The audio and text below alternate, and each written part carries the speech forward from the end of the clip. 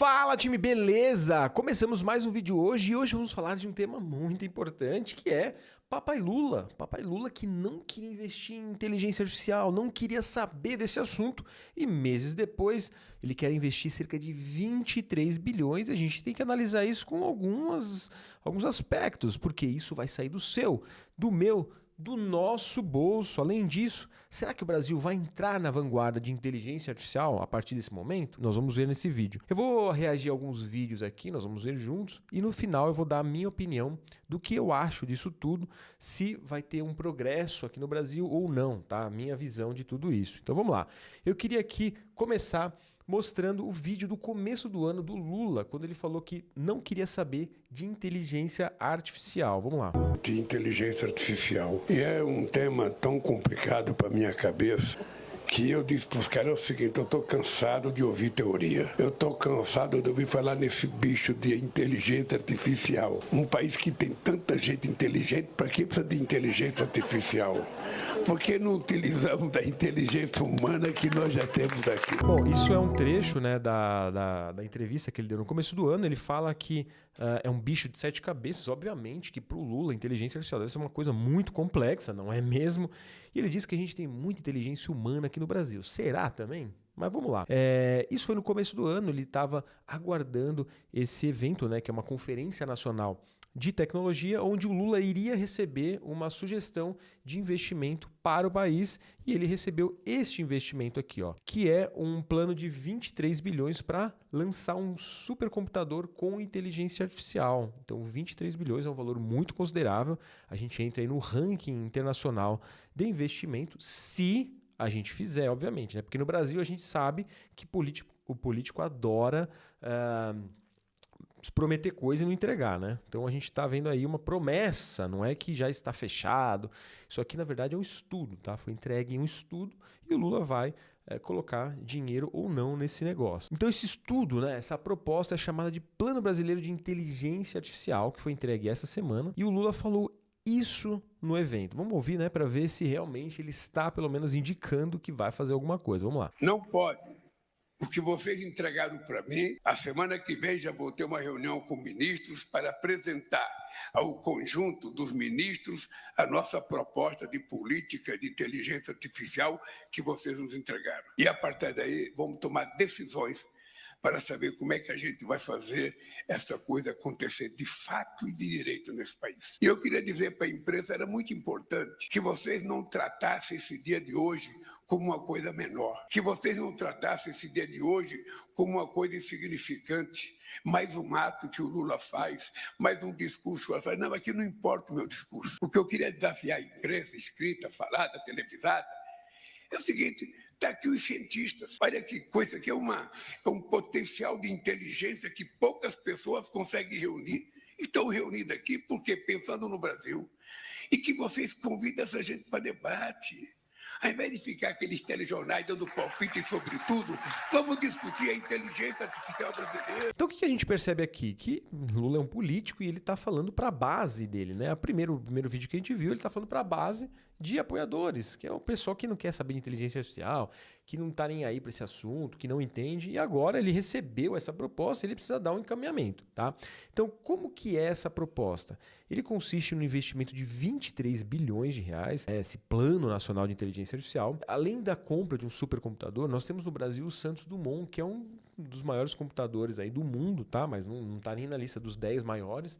Mas esse computador, que foi instalado em 2015, ele precisa ser remodelado, porque ele já começou a ficar um pouco antigo, tá?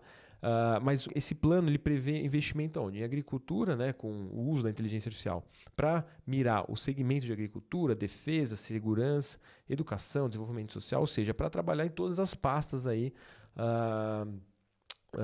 pelo governo brasileiro, tá? E de onde vai sair esse dinheiro? E na internet a gente tem a apresentação do que é essa proposta, tá? Para o investimento dos 23 bilhões e de onde sairia. Isso é interessante a gente ver, porque esse dinheiro vai sair de algum lugar. Obviamente que sai do nosso bolso, mas aqui são alguns alguma das fontes desses investimentos. Então, tem o crédito do BNDES, que vão ser 12 bilhões. A gente tem, por exemplo, dinheiro vindo de estatais, que também acaba sendo dinheiro do nosso bolso, mas tem uma parte que vem do setor privado, que é apenas 1 bilhão, quase nada, mas só para a gente entender que muito do que a gente vai ver nesse projeto vai vir do nosso bolso, então a gente tem que entender para onde está indo esse dinheiro.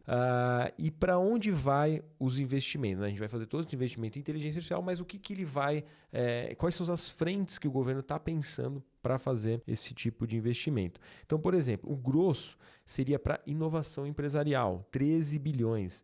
5 bilhões seria para desenvolvimento e infraestrutura, por exemplo, aquele supercomputador. A atualização do Santos Dumont sairia desse valor.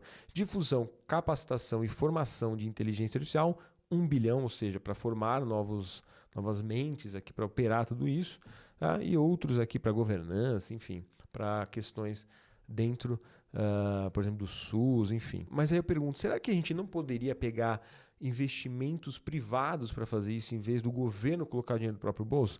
Vou dar um exemplo aqui de algumas utilizações que se eu não me engano está aqui nesse material, que o próprio setor privado já fez, algumas iniciativas que inclusive eles colocaram aqui que eu achei bem interessante. Olha que legal. Isso já são cases que eles colocaram na apresentação, mas, por exemplo, ChatGPT-4 nas naves de conhecimento, que foi uma iniciativa feita pela OpenAI e a Prefeitura do Rio de Janeiro, colocando inteligência artificial acessível às populações de baixa renda no Rio de Janeiro. Isso é muito legal, que leva conhecimento para o público que vai utilizar isso lá no futuro. Tem também iniciativas para combate à desinformação. Isso eu achei bem legal, essa frente eu achei bem legal, da Wide Labs, que é inteligência artificial para facilitar o processo de adoção infantil. Imagine que interessante para você encontrar pais para algumas crianças que precisam de um novo lar. Monitoramento da Amazônia para combater o desmatamento, isso é importantíssimo no Brasil. A gente vê que o desmatamento na Amazônia só cresce, e soluções de inteligência artificial para monitorar a qualidade do ar. Bom, então vimos aqui a proposta do Plano Brasileiro de Inteligência Artificial, que vai ser feito do quadriênio de 2024 a 2028. Então, a primeira pergunta que a gente faz é: será que realmente isso vai ser implementado? Será que o governo brasileiro realmente vai levar isso para frente ou não? Então essa é a primeira pergunta. Beleza, o governo brasileiro vai fazer isso nos próximos 4 anos. Perfeito. Será que vai sair nos custos que estão estimando? Será que realmente vai ser gasto 23 ou vai ser gasto 25, 28, 30, 40 bi? Será? Então a gente tem que fazer essas perguntas, porque diferente de uma empresa privada, isso vai sair do dinheiro de todo mundo. Então a gente tem que ficar em cima para que realmente seja cumprido estes valores. Então, passada essa questão de que o governo está fazendo alguma coisa, a gente tem que ficar em cima, será que no final desse quadriênio isso não vai se tornar um elefante branco? Porque muitas pessoas precisam ser treinadas. A gente já tem dificuldade hoje de mão de obra nas empresas que saibam tecnologia, que saibam inteligência artificial. Então, as pessoas, inclusive que a gente viu que vai ser gasto na educação de pessoas, né, na difusão do conhecimento para o uso da inteligência artificial, as pessoas vão acompanhar essa evolução. Esse computador que vai ser entregue, ele vai ser usado na sua capacidade máxima? Então, essas ficam as perguntas, tá? E se a gente vai ficar para trás? Porque enquanto a gente está falando em fazer, a gente tem que ver que o mundo já está nessa corrida de tecnologia. Se a gente fosse pegar outros períodos da humanidade, teve corrida armamentista, enfim, toda a guerra geopolítica por diversos temas, e agora a gente vê pelo uso da inteligência artificial. Só para você ter uma ideia, nos Estados Unidos a discussão não é mais de supercomputador, se é a compra, se não é, guerra com a China de super chips, a questão é de energia. Olha esse vídeo aqui que o Trump fez falando de energia. America is on the cusp of a new golden age, but we will have the courage to seize it. We're going to take it. We're going to make it a current. I mean, we're going to bring this into a golden age like never seen before. Remember this, China wants to do it, Japan wants to do it, all of these countries want to do it. We have to produce massive amounts of energy if we're going to produce the new. If you look at some of the things that have been done and some of the things that we're going to do, but AI needs literally twice the electricity that's available now in our country. Can you imagine? But instead we're spending places where they recharge electric cars. They built 8 chargers at a certain location toward the Midwest. 8 charges for $9 billion.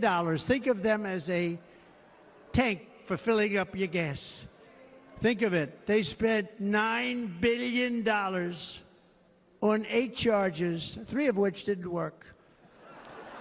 Então, assim, para você ver, nos Estados Unidos vai ser necessário o dobro de energia para que as super máquinas, a inteligência artificial, essa era dourada, que é que ele chama, era de ouro, vai necessitar. Então, a gente vê, por exemplo, um país de primeiro mundo que está com a dificuldade de energia. O que será no Brasil? Será que, beleza, implementado supercomputadores no Brasil, a gente vai ter energia disponível também? Porque tem essa questão. A gente sabe que já tivemos apagões aqui no Brasil de energia, dos blackouts que a gente tinha de nacionais aqui, que o Brasil inteiro parou, algumas regiões do país, às vezes alguns estados. Então, perfeito, vamos investir tudo isso em supercomputadores e a energia necessária para tudo isso. Trump já está vendo a questão de energia e ele inclusive analisa nos Estados Unidos se o investimento em energia tem que ser feita para veículos ou realmente para computadores. É essa discussão que está sendo feita lá agora. Ao mesmo passo que a gente vê, por exemplo, a China, que tem um computador que supera o maior computador hoje do mundo em 180 milhões de vezes em velocidade. Então, assim, o que esses computadores em tese vão fazer?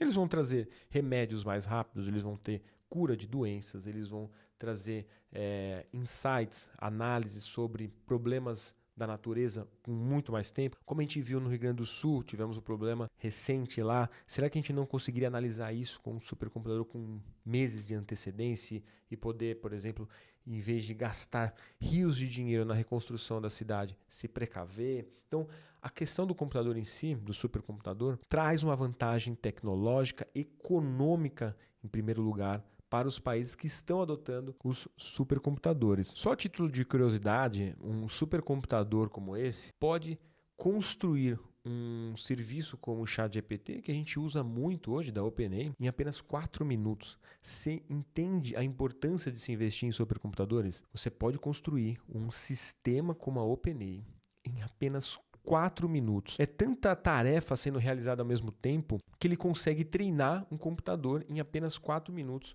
para ter um serviço como esse. Então imagina a quantidade de tarefas que ela consegue realizar ao mesmo tempo. Inclusive, só um título de curiosidade, os computadores eles são categorizados aqui pela velocidade de cálculo por segundo, né? Por operações por segundo. Então a gente tem os computadores que vêm do megaflops, gigaflops, a gente tem o teraflops, o pentaflops, que inclusive é o nosso computador brasileiro aqui, ele faz 1 quatrilhão de operações por segundo, o Santos Dumont, mas os computadores, os supercomputadores do planeta aí, de vários países, já fazem 1 quintilhão de operações por segundo. Vou até mostrar aqui os supercomputadores, né? Já que a gente já está falando de velocidade. Os 10 maiores, a gente tem o Sierra, que está localizado na Califórnia. A gente tem, por exemplo, o NVIDIA, que também está localizado lá nos Estados Unidos, na Califórnia. A gente tem o Perlmutter, se é assim que se fala, localizado em Berkeley, nos Estados Unidos. Você vê que a gente tem vários supercomputadores nos Estados Unidos, né, liderando aí essa corrida global. A gente tem o Summit, que foi considerado um dos mais rápidos do mundo. Hoje ele é o 7º colocado. Ele está localizado também nos Estados Unidos. A gente tem o Leonardo, que está localizado na Itália. A gente tem o Lume, que está localizado na Finlândia. Nós temos o Fugaku, que está localizado no Japão. Nós temos o Eagle, que é um supercomputador da Microsoft que roda a nuvem da empresa, a Azure. A gente tem a Aurora, que é um supercomputador patrocinado pelo Departamento de Energia dos Estados Unidos. E a gente tem o Frontier, que também está localizado nos Estados Unidos, que é utilizado muito para energia, né, para questões climáticas nos Estados Unidos, medicina e de materiais. E tem o novo chinês, que não está nessa atualização aqui, mas que hoje ele lidera os supercomputadores globais. A gente tem também a Rússia querendo dominar o ranking até 2030 de supercomputadores. E olha que engraçado, eles querem ter não só um supercomputador, eles querem ter uma rede de supercomputadores para que eles trabalhem de forma simultânea. Seria o ápice do desenvolvimento de tecnologia e inteligência artificial. Então a gente vê tudo isso acontecer e a gente esbarra com isso, por exemplo, inteligência artificial no Brasil está sendo olhado, está sendo investido, mas a gente tem falta de talentos. Você que está aqui já está estudando, já está a um passo na frente da galera, mas a gente vê a população inteira no Brasil muitas vezes não estudando sobre o tema, não olhando com carinho, porque quando a gente olha as pessoas usando muito, e eu concordo em partes, utilizando para o entretenimento, criando piadas, criando memes na internet, criando uma série de coisas que poderiam estar sendo utilizadas para geração de renda, para difusão de conhecimento e uma série de outras coisas. Implementação nas empresas pequenas e médias, principalmente, porque as grandes já fazem isso. Então, esse é o meu e o seu dever de casa. A partir de hoje, continuar estudando esse tema, não parar, porque muito dinheiro está sendo colocado na inteligência artificial. Isso a gente já conhece, quem está nesse canal já sabe. Muitos bilhões estão sendo investidos pelos governos e a ideia é que a gente chegue em 30 trilhões de dólares sendo transacionados até 2030. Então, aí a pergunta que eu faço é, do que esse dinheiro que vai ser transacionado no mundo inteiro vai cair no seu ou no meu bolso? Beleza, pessoal? Então é isso. Espero que vocês tenham gostado desse vídeo. A minha opinião é que o Brasil precisa gastar dinheiro com inteligência artificial. Não podemos dizer não para essa proposta. Fico com dúvidas se ela será implementada no tempo, no prazo, né? Se vai ser feito com o dinheiro que está sendo proposto e se as pessoas realmente vão tirar bom proveito disso, porque nós sabemos que a evolução está aí. Beleza? Então te vejo no próximo vídeo. Um abraço.